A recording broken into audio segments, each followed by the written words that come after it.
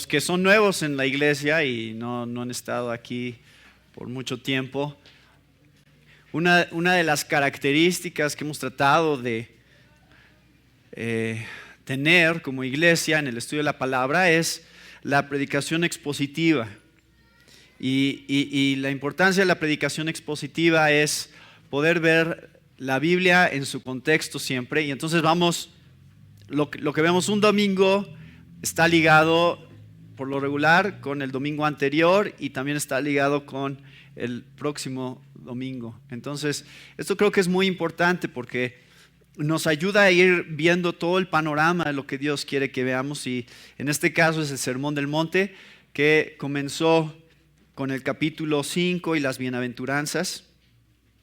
Y ahora ya estamos en el capítulo 6 y hemos pasado ya varios domingos hablando acerca de el Padre Nuestro.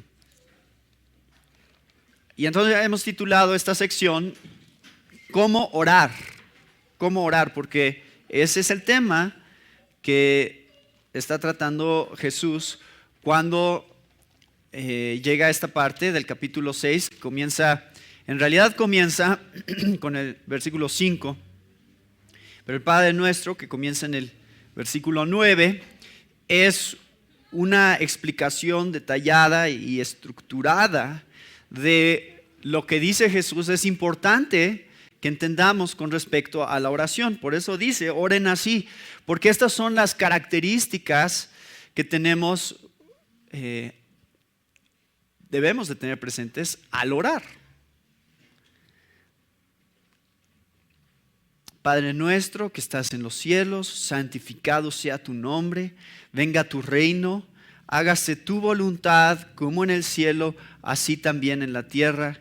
El pan nuestro de cada día, dánoslo hoy. Perdónanos nuestras deudas, como también nosotros perdonamos a nuestros deudores.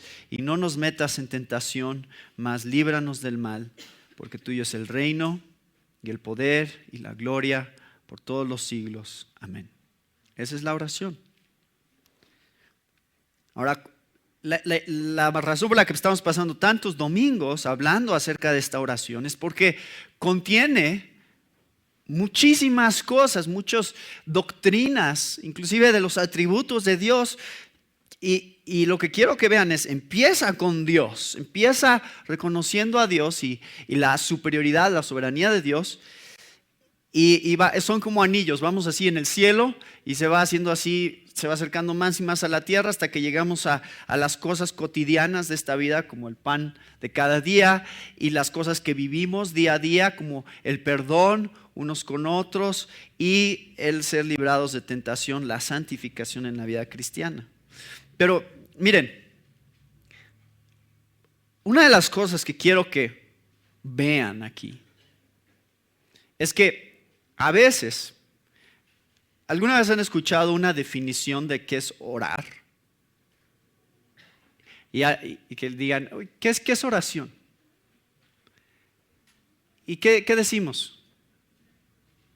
Pues hablar con Dios, ¿no?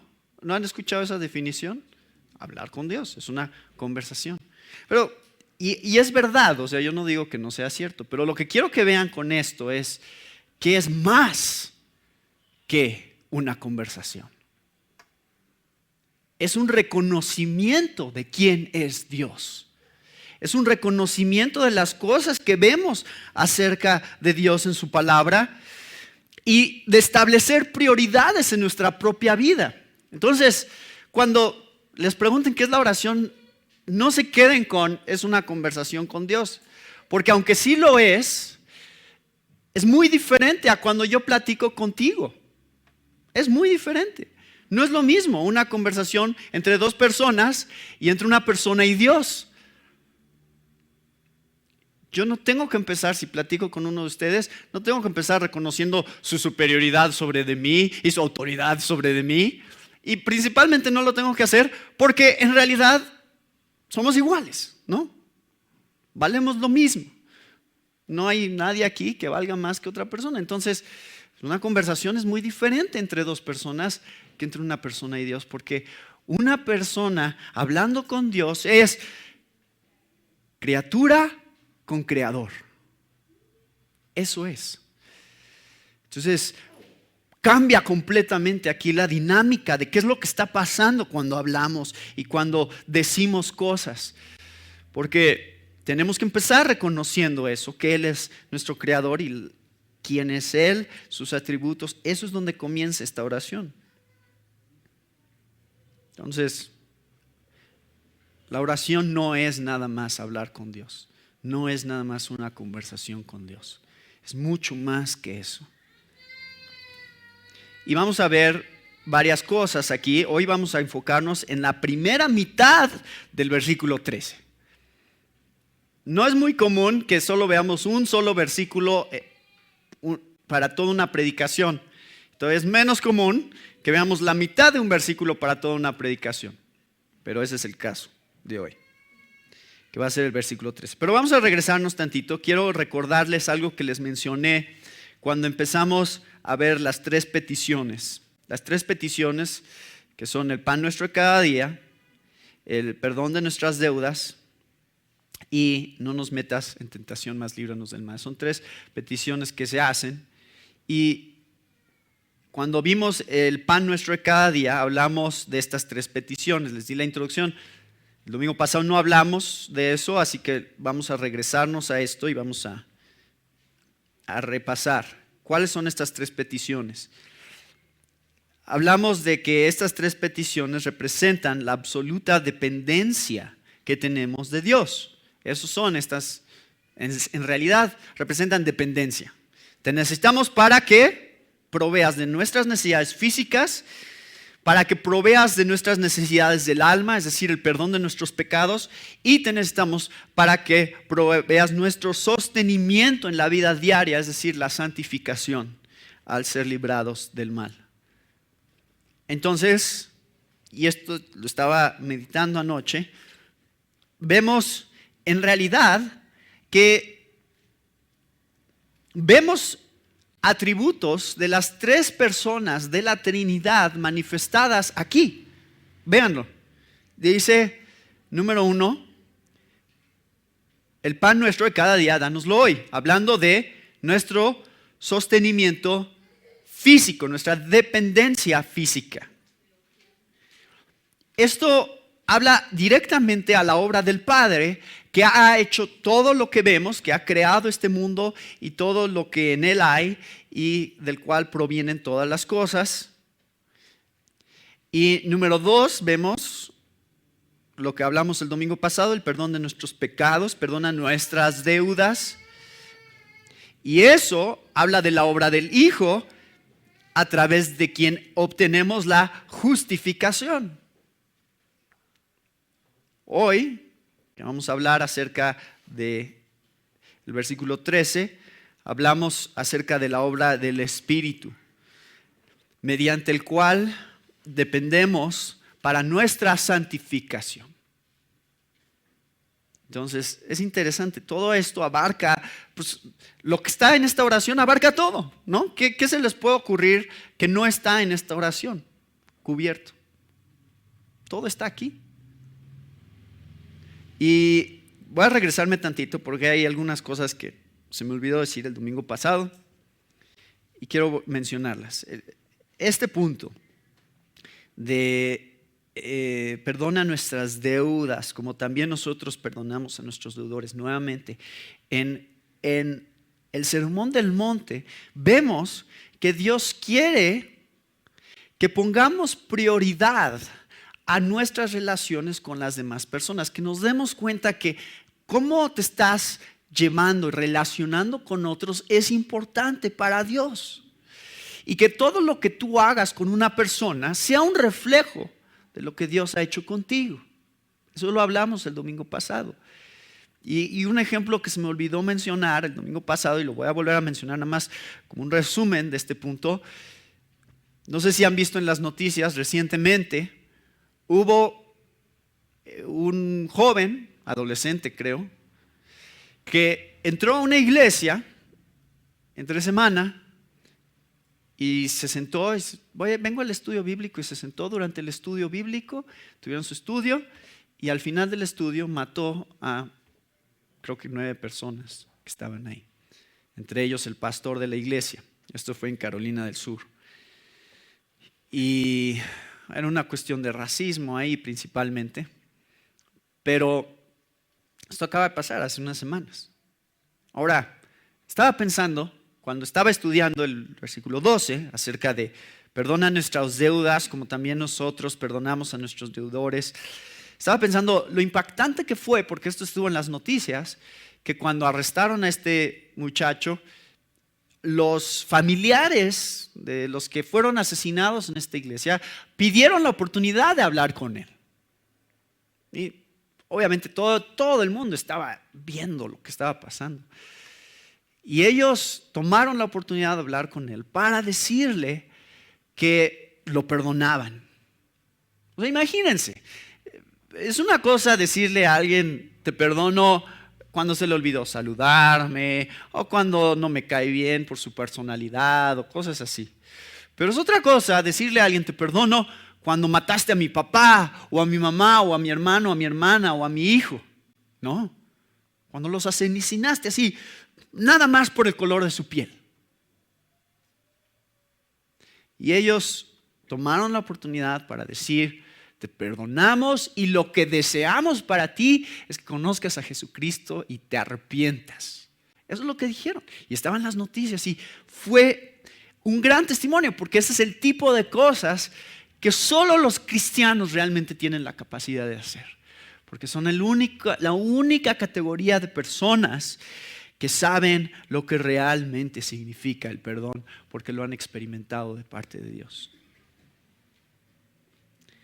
Entonces, eso se me olvidó decirlo el domingo pasado, pero creo que es importante ver cómo se ve en la práctica este tipo de convicción en nuestras vidas. Si estamos orando esto todos los días, o sea, ¿cuántas personas han dicho el Padre Nuestro y no saben lo que están diciendo? ¿Cuántas veces se repite esta oración en todo el mundo? Y lamentablemente, muchas veces que se ora esta oración está vacía y sin significado en el corazón de las personas. Bueno, eso es lo que creo que podemos ver. Esto es lo que vimos el domingo pasado y eso nos conecta con lo que vamos a ver el día de hoy, que es el versículo 13. Entonces,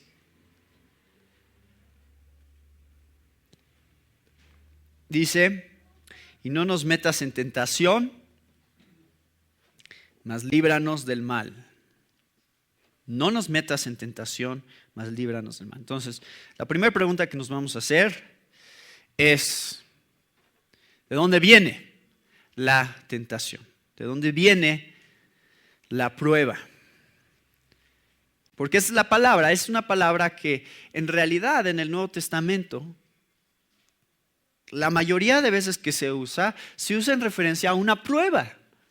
Y a una prueba, como vamos a ver en un momento, de parte de Dios, muchas veces. Entonces vamos a ver de dónde se origina en esto que está hablando Jesús, porque tenemos que saber de dónde viene la tentación para que podamos identificar qué es lo que significa cuando dicen no nos metas en tentación. Y hay varios lugares, creo la Biblia nos muestra de dónde viene la tentación. Número 1, viene la tentación de nuestra naturaleza. Nuestra naturaleza pecaminosa es uno de los lugares de donde somos tentados. Dice Santiago 1:13 al 15, que nadie diga cuando es tentado, soy tentado por Dios, porque Dios no puede ser tentado por el mal y Él mismo no tienta a nadie, sino que cada uno es tentado cuando es llevado y seducido por su propia pasión. Después, cuando la pasión ha concebido, da a luz el pecado, y cuando el pecado es consumado, engendra la muerte. Esto es una realidad que experimentamos todos en nuestra propia naturaleza. Tenemos la tendencia hacia el pecado. Eso es lo natural para nosotros. Hace unas semanas escribí un artículo acerca del homosexualismo, que a lo mejor vieron, en donde la pregunta era si nacemos así o nos hacemos así. Esa es la gran controversia que se da en torno, y especialmente ahorita que en Estados Unidos se acaba de legislar, la Suprema Corte acaba de decir, sí, todos los estados deben de legalmente casar a dos personas del mismo sexo. Y Obama puso ahí en la Casa Blanca los colores del arco iris que se han ahora usado para representar al movimiento de homosexualismo en todo el mundo. Y la pregunta que se hace sobre si nacemos así, mi manera de verlo a la luz de la Biblia es que casi es irrelevante esa pregunta, porque todos tenemos una inclinación hacia el pecado, al menos que quieras poner el homosexualismo como una nueva categoría de pecado completamente diferente que no es igual a lo demás.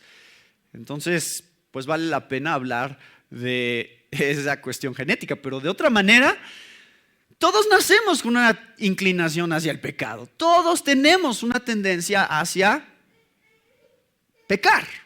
Entonces puedes decir homosexualismo, puedes decir lujuria, puedes decir orgullo, puedes decir lo que quieras, pero esa es nuestra inclinación, esa es nuestra tendencia y eso nos tienta.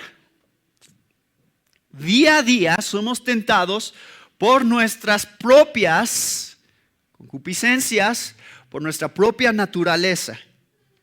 Esa es la realidad, creo que de lo que está diciendo Santiago aquí. Entonces, ¿qué significa cuando Jesús dice, no nos metas en tentación? Que oremos eso. Si la tentación es inevitable. Ahí está, ¿no? O sea, ¿somos tentados, sí o no? Ay, pues qué poquita fe tienen. Porque si pidieran con fe, no me metas en tentación, Dios no te metería en tentación. ¿Es eso? ¿A qué se refiere entonces?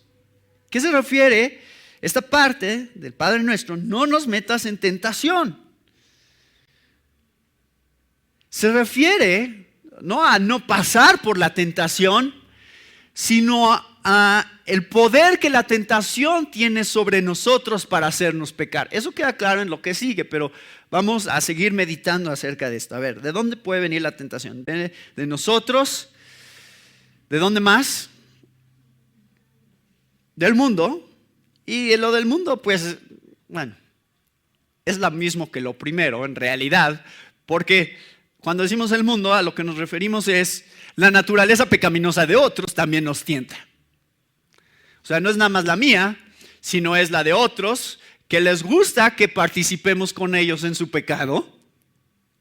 Esa es la verdad. Si a mí me gusta vivir en pecado, voy a buscar que otros se unan a mí en mi pecado. Entonces, no me voy a ir a emborrachar solo, ¿verdad? Prefiero ir con otros porque es mucho más divertido cuando otros se unen a mi pecado. Y Pablo habla de esto en Romanos 1, cuando dice que no están nada más contentos con pecar, sino que jalan a otros a pecar con ellos. Y entonces el mundo va a ser una constante fuente de tentación para nuestras vidas. Y la razón es nuestra naturaleza pecaminosa, la nuestra y la de otros. Número 3, ¿qué creen que es? ¿De dónde puede originarse la tentación también? Número 3, de Satanás también se origina la tentación. De hecho, cuando hablamos de tentación a pecar, ese siempre es el propósito de Satanás. Y hay muchísimos pasajes de la Biblia que hablan acerca de esto. Por eso dice más adelante Santiago 4:7, por tanto, someteos a Dios, resistid pues al diablo y huirá de vosotros. ¿Resistido en qué? Pues en su tentación, ¿no? ¿En qué más lo vamos a resistir? En lo que sea que está tentándonos, en lo que sea que nos está tratando de llevar hacer ciertas cosas. Y Efesios 2:2 también habla acerca de esto. Dice, en los cuales anduvisteis en otro tiempo, según la corriente de este mundo, conforme al príncipe de la potestad del aire, el espíritu que ahora opera en los hijos de desobediencia. Y leemos, también no lo puse aquí, anda como león rugiente buscando a quien devorar.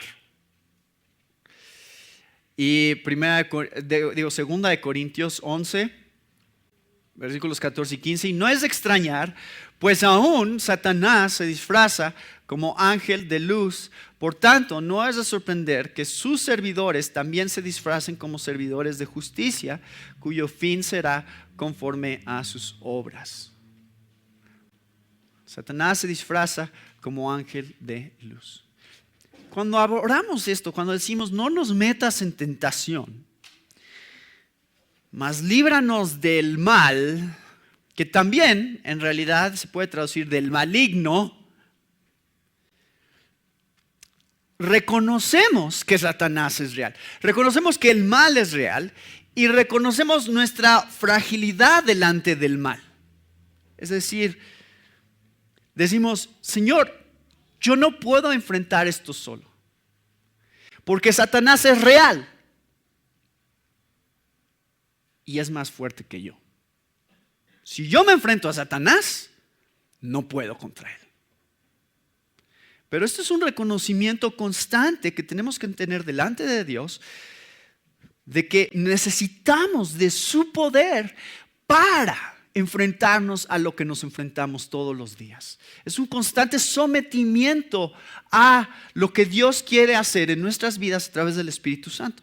Vamos a ver más de eso en un momento, pero quiero que vean algunos de estos ejemplos acerca de qué es lo que pasa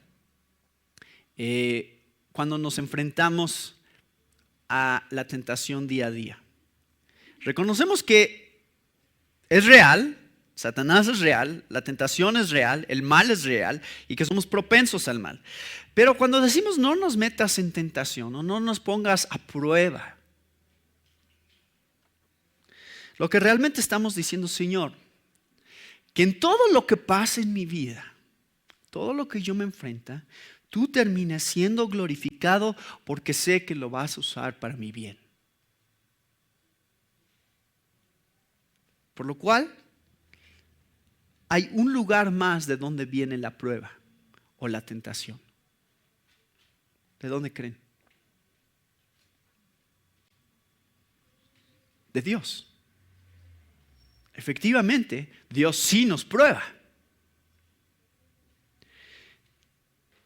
Nuevamente, para que no se malentienda lo que estoy diciendo, cuando Santiago, lo que leímos acerca de Santiago, que no diga a nadie que es tentado de parte de Dios, ¿a qué se está refiriendo? ¿A qué se refiere Santiago ahí? Que Dios no tienta a nadie.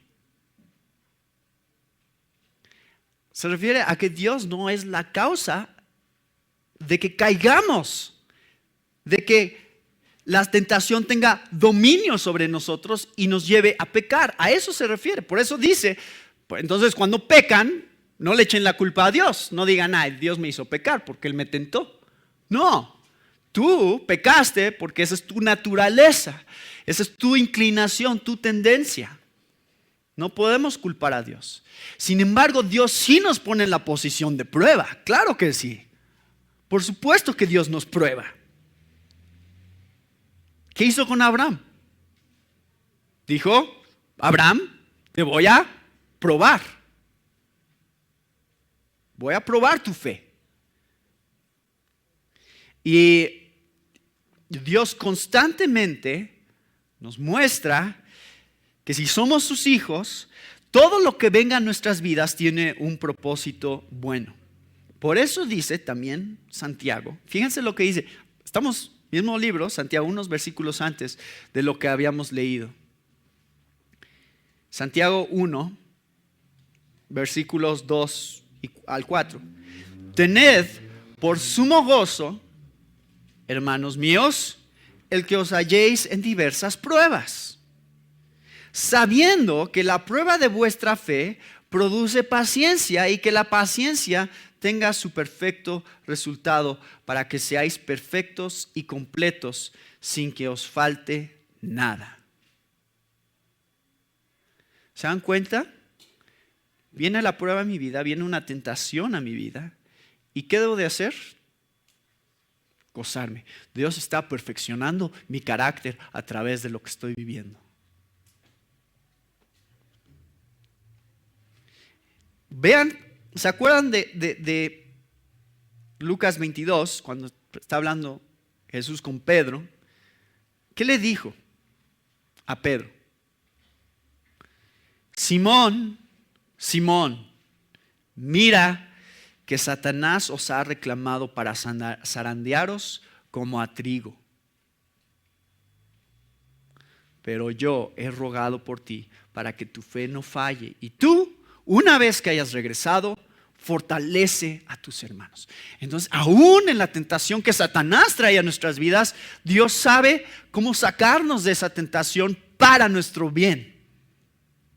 Es decir, es bueno que enfrentemos la tentación y la prueba también de parte de Satanás, porque Dios aún en eso será glorificado en nuestras vidas cuando nos saque de eso y muestre cómo tenía un buen propósito en todo lo que estaba haciendo. Eso es lo que significa que Dios es soberano. Significa que Satanás no puede hacer nada sin el permiso de Dios. Entonces, ¿no tienes miedo de Satanás y de su poder? No, porque Dios tiene más poder que Satanás, y si Satanás te está atacando, es porque Dios le está dejando atacarte. Entonces, ¿cómo oramos esto? ¿Cómo decimos, y no nos metas en tentación, mas líbranos del mal? ¿Cómo decimos esto? Señor, tú me estás metiendo en esta posición, pero tú, en tu poder y soberanía, también tienes el poder para que yo no caiga y sea librado.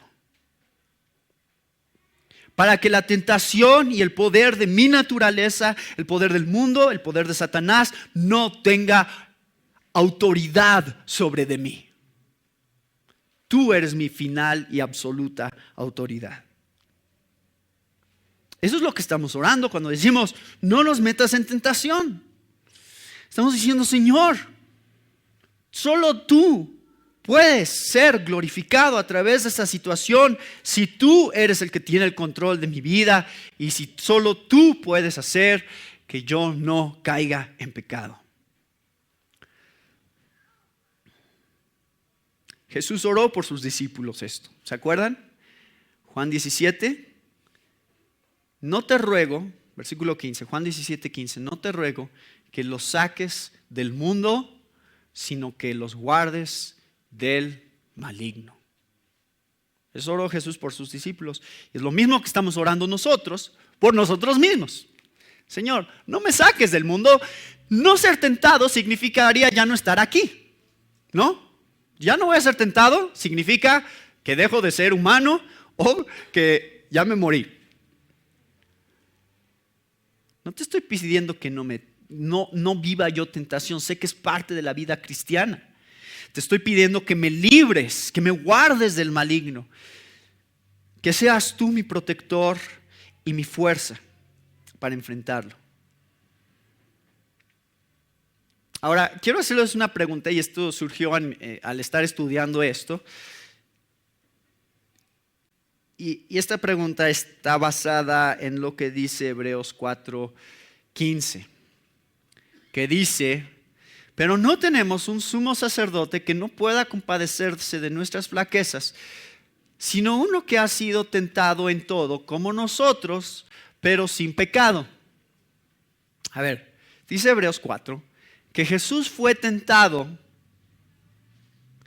en todo como nosotros. En todo como nosotros. Si lo que yo les acabo de decir aquí, de que de aquí viene la tentación en nuestra vida, es verdad, entonces algo está mal aquí, ¿verdad? ¿Fue Jesús tentado en todo como nosotros? Espero que noten las diferencias, piensen. Yo acabo de decir que nuestra tentación proviene ¿de dónde primeramente? De nuestra naturaleza. Porque tenemos la naturaleza hacia el pecado y que eso nos lleva a querer pecar. Jesús fue tentado de esa manera en su propia naturaleza. Dice ese versículo, pero sin pecado. Entonces, ¿cómo fue tentado Jesús en todo como nosotros si Él no podía ser tentado por su propia naturaleza, como nosotros somos tentados por nuestra propia naturaleza? ¿O cómo podía ser tentado por la naturaleza del mundo? La naturaleza es el pecado del mundo, que lo mismo nos tienta hacia el orgullo, hacia la mentira, hacia el mal en general. ¿Cómo podría haber sido tentado Dios por el mundo, Jesús por el mundo?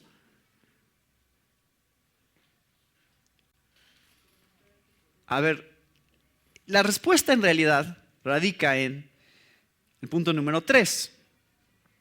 Y por eso empezó el ministerio de Jesús así. Por eso empezó ¿con qué? Mateo 4. Con Jesús siendo llevado. Y nuevamente quiero que noten, por si todavía les estaba causando conflicto eso de que también la tentación proviene de Dios. ¿Quién llevó a Jesús al desierto para ser tentado? El Espíritu, ¿verdad? El Espíritu, ¿cuál Espíritu? El Espíritu de Dios llevó a Jesús al desierto para ser tentado. ¿Quién quería que Jesús fuera tentado? Dios quería que Jesús fuera tentado. ¿A quién usó para que Jesús experimentara la tentación? A Satanás. Entonces Jesús se enfrentó cara a cara a Satanás para ser tentado. Ahora, aquí va la respuesta a la pregunta que les hice. ¿Cómo es que Jesús fue tentado en todo como nosotros? Si no podía ser tentado en todo como nosotros, porque tenía no nada más una naturaleza humana, sino también una naturaleza divina. Y la respuesta es que a través de la tentación de Satanás se cubrieron todas las mismas áreas a través de las cuales somos tentados nosotros. Entonces, donde Jesús no podía ser tentado por su propia naturaleza, Satanás lo tentó de la misma manera. Por eso es que lo trata de seducir o de tentar en 3 áreas. 1, sus necesidades físicas, ¿no? No solo de pan vivirá el hombre. Eso es lo que responde Jesús. Dice, si eres el Hijo de Dios, di estas piedras se conviertan en pan. Y Jesús dice, no solo de pan vivirá el hombre, sino de toda palabra que sale de la boca de Dios. Entonces lo tienta físicamente. Es la misma tentación que nosotros tenemos cuando físicamente en nuestra naturaleza tenemos la tentación hacia algo. Lo tienta buscando el reconocimiento del mundo, que sería la tentación del mundo, cuando le dice, lo pone sobre el pináculo del templo, le dice, si eres el Hijo de Dios, échate abajo, porque escrito está, a sus ángeles mandará cerca de ti. Y Jesús le contesta, sigue diciendo Satanás, en sus manos te sostendrán para que no tropieces con tu pie en piedra. Y Jesús le dijo, escrito está también, no tentarás al Señor tu Dios. Y número 3, otra vez le llevó el diablo a un monte muy alto y le mostró todos los reinos del mundo y la gloria de ellos y le dijo, todo esto te daré si postrado me adorares. Es una cuestión espiritual de reconocer a Satanás y de desobedecer directamente a Dios al mostrar su lealtad a Satanás. Entonces lo tienta físicamente, lo tienta en su alma al desear, al mostrarle lo que significa desear las cosas que ofrece el mundo, y lo tienta espiritualmente al decirle que muestre su lealtad hacia Satanás y no hacia Dios. Y entonces él le dice: vete, Satanás, porque escrito está: al Señor tu Dios adorarás y a Él solo servirás. Ahora, este enfrentamiento que se dio entre de Jesús y Satanás es la manera en la cual Jesús fue tentado, de la misma manera que nosotros somos tentados. Aunque no tuviera una naturaleza de pecado, Satanás buscó tentarlo en ese sentido, en lo que nuestra naturaleza de pecado busca, que es la satisfacción física. Aunque Jesús no podía ser tentado por lo que la naturaleza de pecado del mundo ofrece, Satanás buscó tentarlo con lo que significa ser tentado por el mundo, que es el reconocimiento del mundo. Y espiritualmente lo tentó buscando que le diera la espalda a su Padre. ¿Fue tentado en todo de la misma manera que Jesús, que nosotros somos tentados? Sí, en las mismas áreas que nosotros somos tentados. Ahí está. Por eso Dios lo llevó al desierto para ser tentado, para que se viera eso en la vida de Jesús. Al empezar su ministerio, Él sería tentado de la misma manera que nosotros hemos sido tentados, pero sin pecado. Entonces tenemos la confianza de que Jesús entiende lo que significa estar en nuestro lugar. Eso es lo que dice Hebreos 4. Él puede compadecerse de nuestras debilidades, nuestras flaquezas, porque Él ha estado en la posición en la cual ha sido tentado de la misma manera que nosotros. Lo cual nos lleva a la conclusión sobre este pasaje, que es esta pregunta. Entonces, ¿cómo libramos la tentación? Esto es una petición que le debemos estar haciendo todos los días a Dios. Señor, líbranos de tentación, no nos metas en tentación. Ayúdanos a no caer bajo el poder del mal que está en la tentación que enfrentamos todos los días. Y por eso es que creo, la oración del Padre Nuestro contiene en la primera parte: santificado sea tu nombre. ¿Se acuerdan cuando hablamos de santificado sea tu nombre? Porque la razón por la cual no queremos caer en tentación, ¿por qué es? Porque eso santifica el nombre de Dios en nuestras vidas. Eso glorifica a Dios. Si yo no caigo bajo el poder del pecado, porque Cristo es el que está haciendo esta obra de santificación para que no caiga, entonces eso muestra algo acerca de la obra de Dios en sus hijos, al mundo que está viendo. No nos metas en tentación, mas líbranos del mal, porque quiero que tu nombre sea santificado sobre todas las cosas. Y sé que cuando yo caigo, tu nombre no está siendo santificado en mi vida. Y es trágico y es triste. Y miren, hermanos, esto está pasando ahorita en esta época en la que vivimos. Pastores de iglesias de buena doctrina que conocen la palabra de Dios bien y que llevan una trayectoria de ministerio, de ser de impacto en la vida de muchas personas, de repente un día se paran delante de la iglesia y están diciendo: ya no soy su pastor. ¿Por qué? ¿Qué pasó? Es que he estado viviendo en adulterio por los últimos 6 meses, 8 meses, por el último año. Todo se viene abajo. ¿Se dan cuenta de lo propensos que somos a caer? ¿Se dan cuenta qué tan fácil es que la gente nos vea a nosotros y trate de ridiculizar a nuestro Dios por las cosas que hacemos? Nah, no, que muy cristiano tú. ¿No? Le encanta a la gente. Le encanta a la gente buscar en dónde fallamos para que puedan señalar dónde es que Dios falla. Porque es la implicación. Si tú eres de Dios y tú fallas, entonces Dios es el que está fallando porque eres su hijo. No te cuidó mejor o no lo amas lo suficiente como tu padre, como para obedecerlo. Eso es lo que la gente ve y tienen razón en verlo. Nos encanta decir, ay, pero nadie es perfecto, hermano.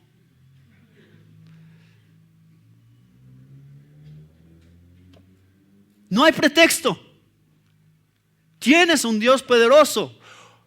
Tu oración diaria debería de ser: líbrame del mal, Señor, porque tú puedes hacerlo.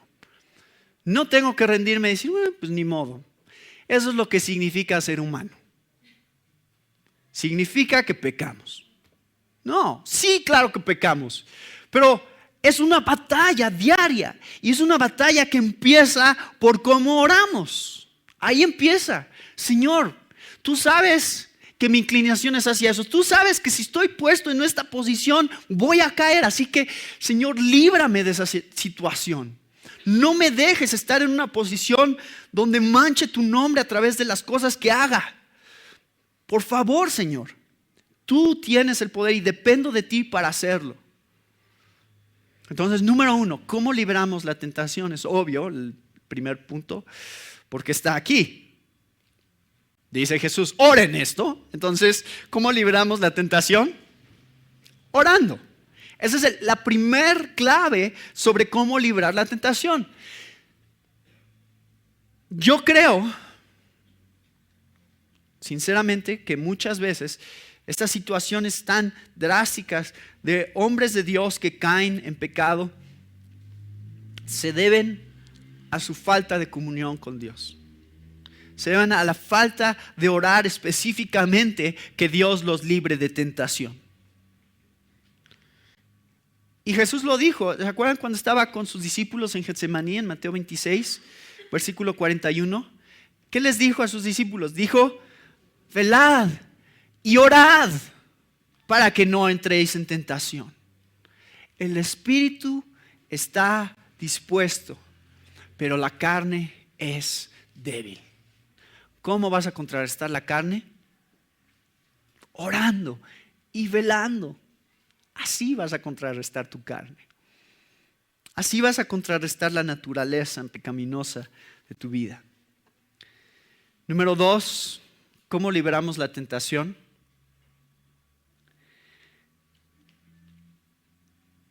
Esto está más que claro en la confrontación que Jesús tuvo con Satanás en el desierto. ¿Cómo libró Jesús la tentación ahí? Con la palabra. Cada vez que Satanás le decía algo acerca de por qué debería de hacer lo que le estaba proponiendo hacer, ¿qué contestaba Jesús? Esto es lo que dice la palabra. Por eso no lo voy a hacer, porque yo tengo una convicción profunda y clara que la palabra que te estoy diciendo viene directamente de Dios. Entonces, si tú estás meditando constantemente en este libro, día y noche, si en él está tu delicia, como dice el Salmo 1, y entonces estás tan saturado de la palabra que cuando te enfrentas con tentación, lo primero que va a salir de ti es ¿qué dice la palabra con respecto a esta situación?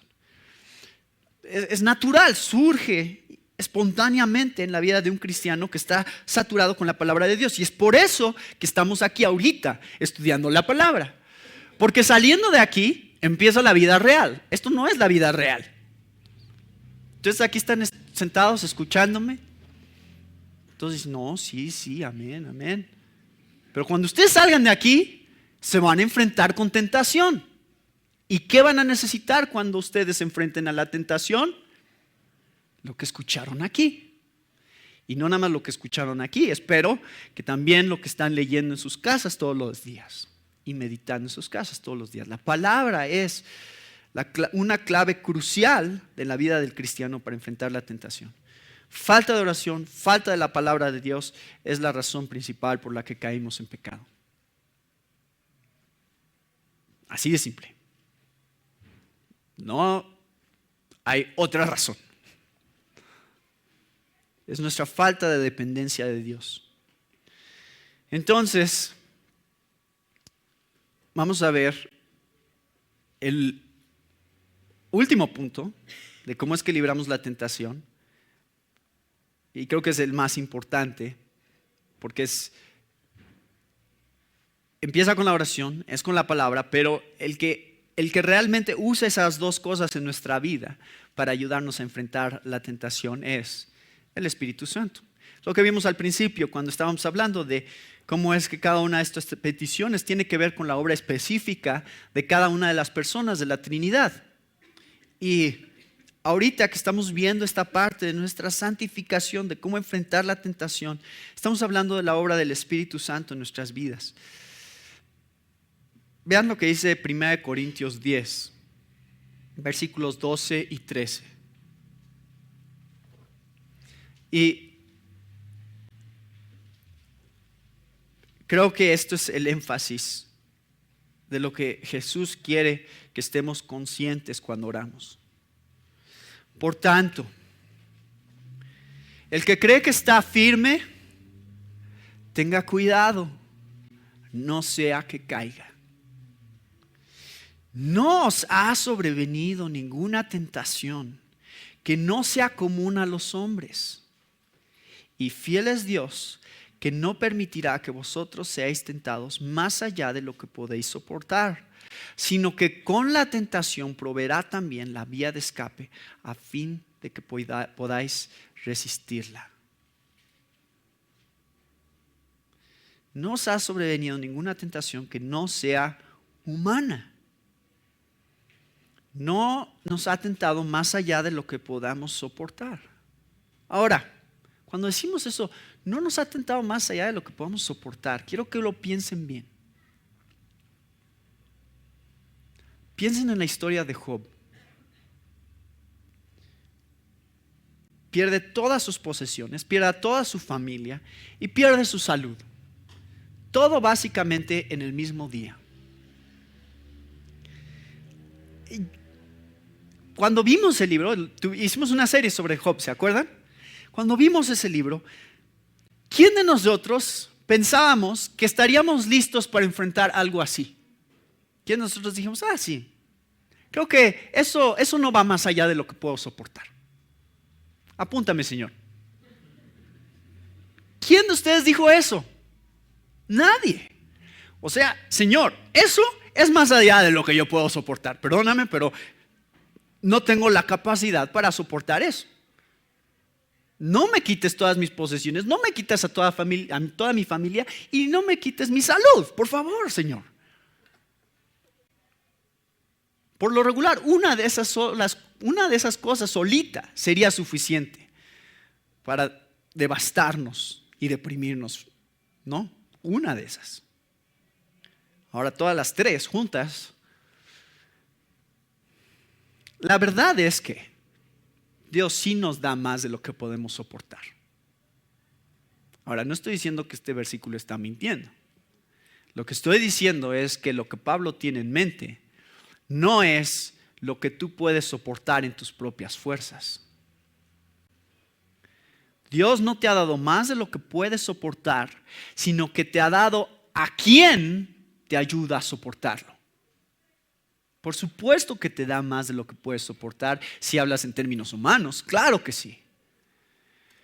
Pero cuando hablamos del Espíritu Santo dado a nosotros por Dios, tenemos todo lo que necesitamos para poder soportar, sea lo que sea que venga a nuestras vidas, porque Dios usará al Espíritu y su poder para sacarnos adelante.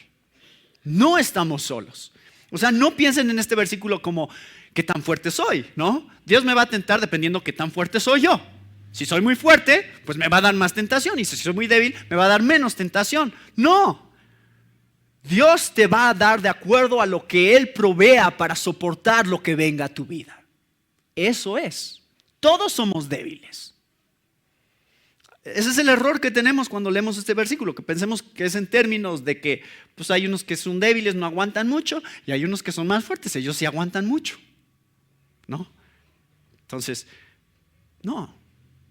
Dios nos ha dado a todos sus hijos al Espíritu Santo, el cual será suficiente para soportar la prueba, pero tenemos que depender de Dios para soportar la prueba. Tenemos que estar viéndolo a Él constantemente para soportar la prueba. En el momento en que volteamos hacia nosotros mismos y decimos, creo que sí aguanto, creo que estoy bien espiritualmente hablando, me siento como que puedo contra el mundo, ¿no?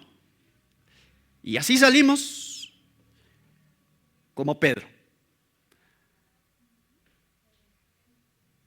No, Señor, aunque todos los demás te nieguen, aunque todos los demás te abandonen, yo aquí estoy.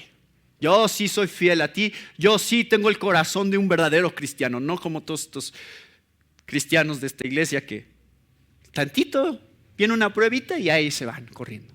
No, yo no soy ese tipo de cristiano, Señor, yo sí aguanto. ¿Y qué le contestó Jesús a Pedro? Fíjense, ¿qué estaba pasando Pedro? Cuando Pedro dijo, no Señor, yo siempre voy a estar contigo. ¿Qué estaba haciendo Pedro? Estaba viéndose a sí mismo. Él estaba confiando en qué tan fuerte él era, en su convicción. Y Jesús le dijo, ciertamente te digo, me vas a negar 3 veces. Palabras que no han salido de tu boca en mucho tiempo. Groserías que ya tenía mucho tiempo que no decías, las vas a volver a decir. ¿Y qué pasó? Yo sabía, Jesús sabía. Pedro necesitaba entender que no dependía de él su lealtad a Cristo, dependía del Espíritu y del mismo poder de Dios su lealtad a Dios. Por eso está esta advertencia. El que piensa estar firme, mire que no caiga, porque el que piensa estar firme, normalmente está empezando a depender menos de Dios y más de sí mismo. Bueno, esa es la pregunta, hermanos. ¿Quieren ser librados del mal en sus vidas? ¿De veras quieren?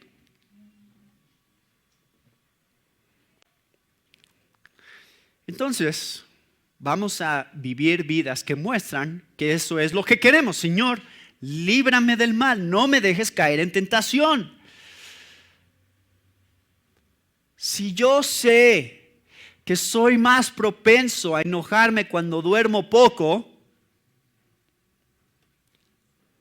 ¿cuál es mi oración? Señor, ayúdame a dormir mejor. ¿No? ¿No es buena oración? Señor, yo sé que aquí es donde fallo. Entonces, suple esa área de mi vida. Señor, si reconozco y estoy delante de ti diciéndote, Señor, tengo esta lucha con la lujuria que hay en mi mente porque es una batalla de todos los días en mi vida. No me dejes caer en tentación. Señor, ayúdame a tener la fuerza y la convicción de cuando esté frente a mi computadora, no vea cosas que no debo de ver y que no santifican tu nombre. No me dejes caer en tentación. ¿Qué tengo que hacer, Señor? Ayúdame a tener la fuerza para hacer lo que tenga que hacer. Y si estoy siendo seducido a una mujer que no es mi esposa, entonces, Señor, ayúdame a tener la fuerza, a no pasar tiempo con ella, porque no es mi esposa. Entonces, no me voy a poner a aconsejarla solo y no la voy a ir a llevar, darle un aventón solo, si no está mi esposa.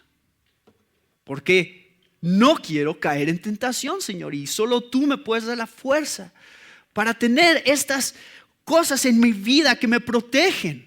Tú me estás protegiendo, Señor, pero me das la sabiduría para tomar decisiones que no me llevan en esa dirección. ¿No quieres caer en tentación? Pide al Señor que no te deje caer en tentación, dándote la fuerza y la convicción para hacer las cosas necesarias y no jugar con fuego en tu vida. Si juegas con fuego, te quemas. ¿Qué necesito, Señor, para honrarte en cada cosa que estoy haciendo todos los días? Todo lo que hay en mi corazón. Mi deseo es que tú seas glorificado. Mi deseo es que tu nombre sea santificado. Esa es mi oración, Señor. No me metas en tentación, mas líbrame del mal, porque tú tienes el poder para hacerlo. Y quiero depender todos los días de ti para que eso sea una realidad en mi vida. Dios pelea la batalla. Dios pelea la batalla. Y eso es lo que dice Colosenses 1, 13 al 14. Él ya ha ganado. La victoria se dio en su sacrificio sobre de la cruz. Ahora Él nos está enseñando a voltear a Él todos los días y ver ese sacrificio todos los días como nuestra única esperanza para poder vivir de acuerdo a su voluntad. Porque Él nos libró del dominio de las tinieblas y nos trasladó al reino de su Hijo amado, en quien tenemos redención, el perdón de los pecados.